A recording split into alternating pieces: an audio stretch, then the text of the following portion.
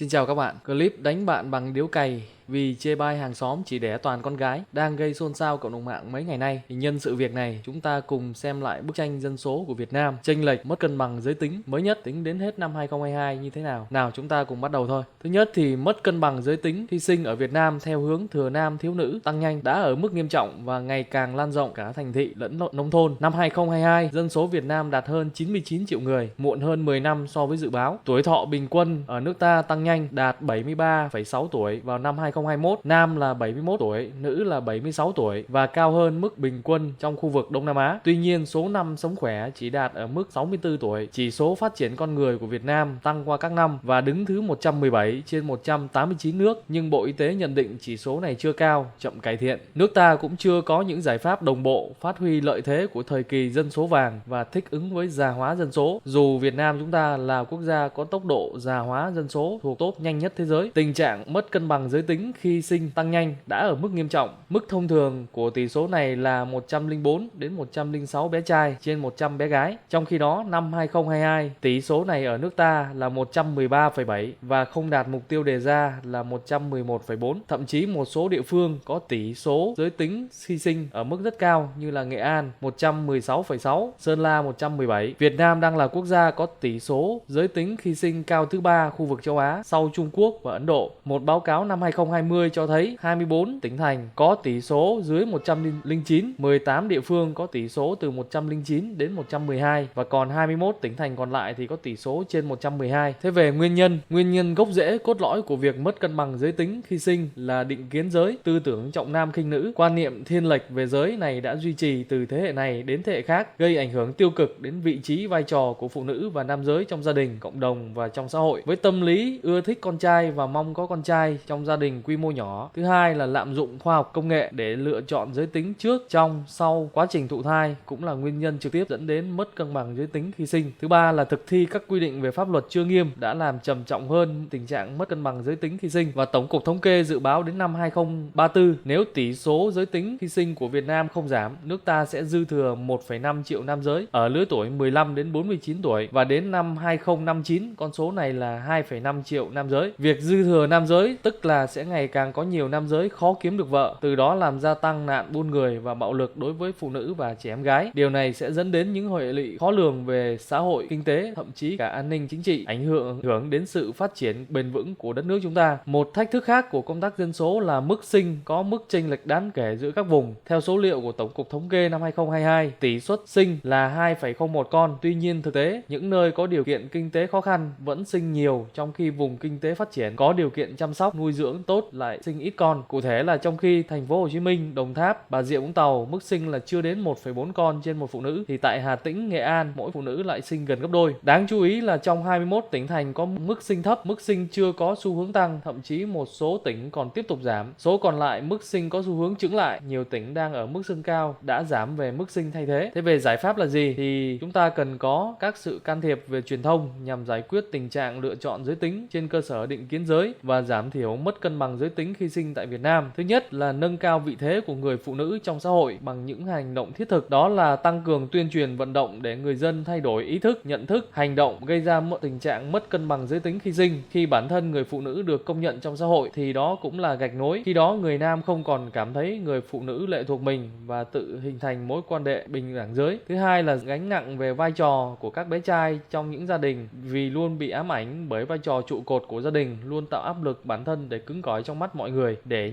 về rất nhiều phương diện. Chúng ta còn tiếp tục truyền thông sáng tạo để chấm dứt lựa chọn giới tính trên cơ sở định kiến giới, truyền thông thay đổi hành vi của cộng đồng về lựa chọn giới tính trên cơ sở định kiến giới. Cảm ơn các bạn đã chú ý lắng nghe clip của mình.